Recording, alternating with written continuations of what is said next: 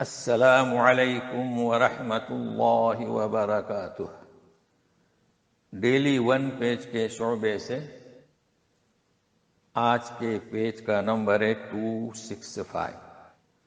سورت الحجر، آیات ہیں 52 سے لے کر 70 تک۔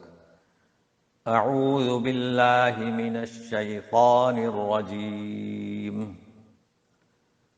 اذ دخلوا علیہ فقالوا سلاما قال انا منکم وجلون۔ گزشتہ پیج کے آخری سطر میں کہا گیا تھا کہ وَنَبِّئْهُمْ، اے رسول انہیں خبر کیجئے ابراہیم علیہ السلام کے مہمانوں کے بارے میں۔ تو ابراہیم علیہ السلام کے مہمان یعنی فرشتے جب داخل ہوئے ابراہیم علیہ السلام پر تو یوں کہا کہ سلامن۔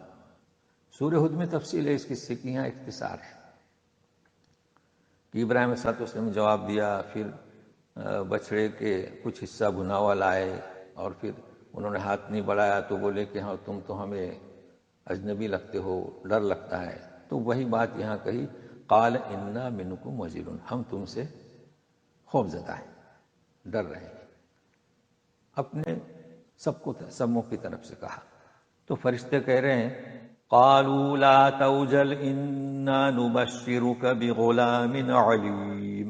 ڈرو مت، ہم تو تمہیں ایک غلام لڑکا جو صاحب علم ہوگا اس کی بشارت لے کر آئے، چونکہ لڑکا اسحاق نبی ہوں گے، صاحب علم ہوں گے۔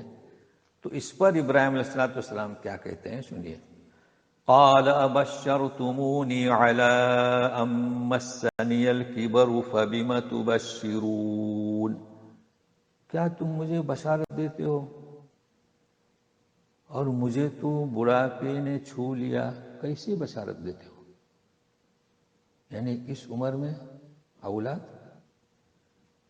تو تعجب، لہذا فرشتے کہہ رہے ہیں قالوا بشرناک بالحق فلا تکن من القانطین۔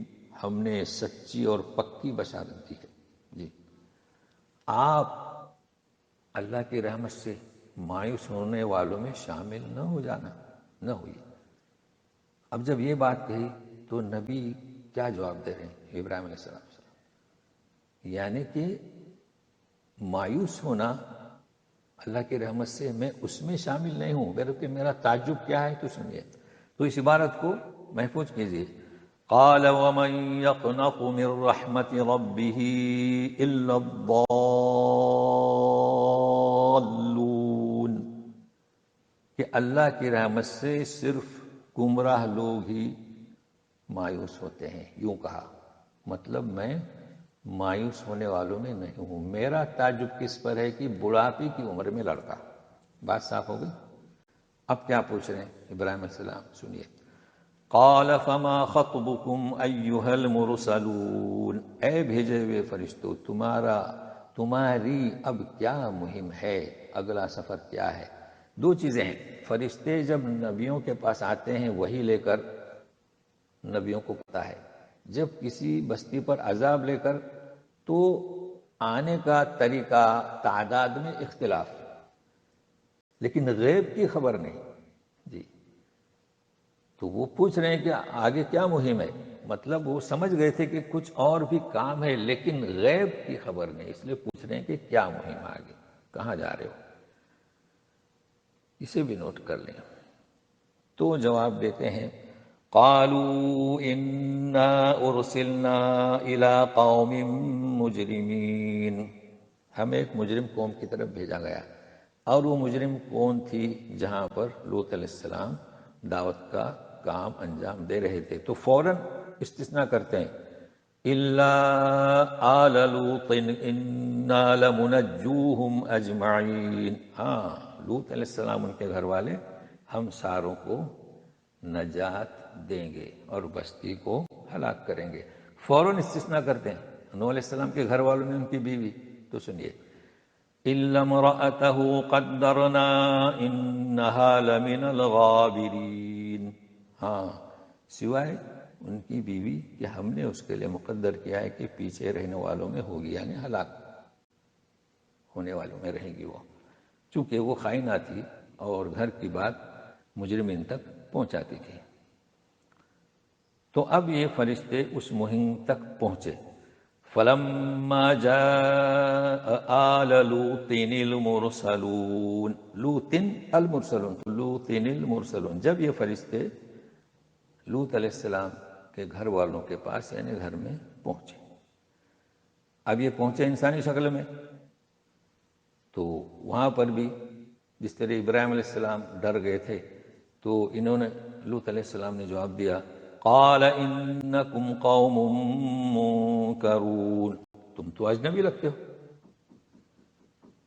یعنی پہچان نہیں پائے کون ہے۔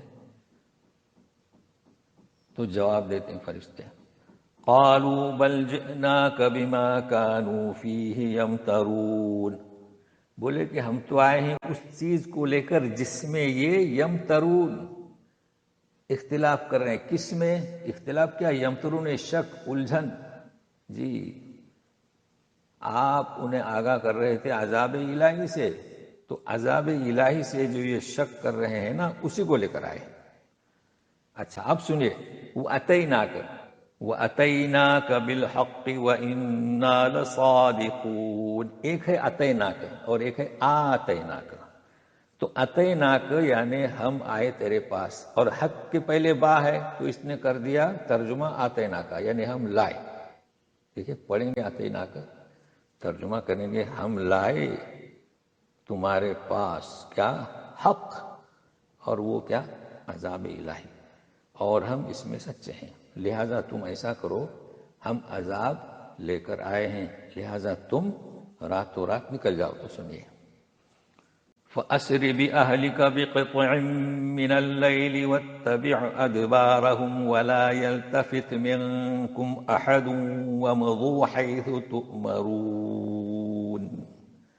فَأَسْرِ، راتوں رات اپنے اہل کو رات کے ایک حصے میں لے کر چلو، نکل جاؤ، اور ان کے پیچھے رہو، قوم کے پیچھے، پہلے وہ سب نکلے، آپ بھی پیچھے پیچھے رہو، اور تم میں سے کوئی پیچھے مڑ کر نہ دیکھے، اور جاؤ جیسا کہ تمہیں حکم کیا گیا، حیث، یعنی رات کے آخری حصے میں، اور جہاں جانے کے لیے کہا جا رہا ہے کہ نکلو اس بستی سے۔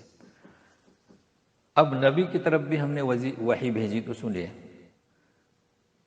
وَقَضَيْنَا إِلَيْهِ ذَلِكَ الْأَمْرَ أَنَّ دَابِرَ هَٰؤُلَاءِ مَقْطُوعٌ مُصْبِحِينَ، اور ہم نے اس کی طرف یعنی نبی لوط علیہ السلام کی طرف ہم نے وحی بھیجی، یہ ذَلِكَ الْأَمْرِ کہ اس قوم کی جڑ اب کاٹ دی جائے گی، مقطوع مصبحین، اور کیسے ہو جائیں گے یہ؟